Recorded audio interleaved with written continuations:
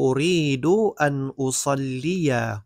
Gusto ko na magdasal ako. Ang pag-i'rab ng uridu, fi'lun mudari'un marfu'un litajarrudihi minan nasibi wal jazimi wa alamatu raf'ihi ad-dammatu adh-dhahiratu ala akhirih wal fa'ilu dhamirun mustatirun taqdiruhu ana. Ang uridu, ito ay kasalukuyang pandiwa na marfu' dahil siya ay hindi naunahan ng magmamansub at ng magmajazum.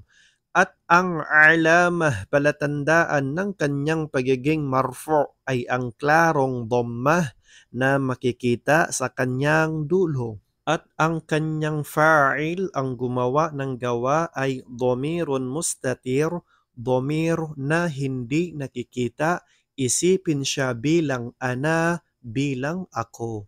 An harfu masdarin wa nasbin wa istiqbalin mabniyun ala sukuni la mahalla lahu min al-i'rab. Ang an, ito ay harf na gagawin niyang salitang ugat ang pandiwa at kanyang imamansub at ito ay tumutukoy sa hinaharap.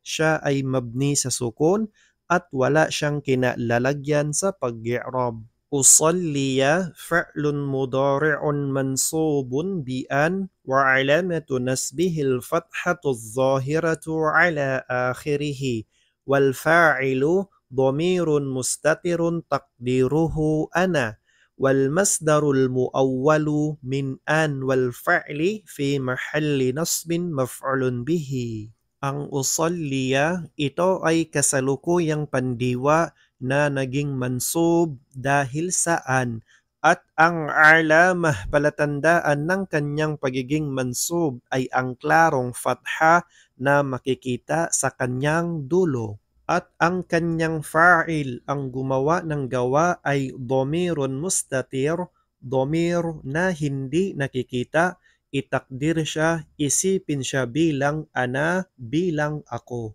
At ang kahulugan ng salitang ugat sa pinagsamang an at ang pandiwang usalli, ang kanilang kinalalagyan ay mansub dahil sila ay maf'ulun bihi.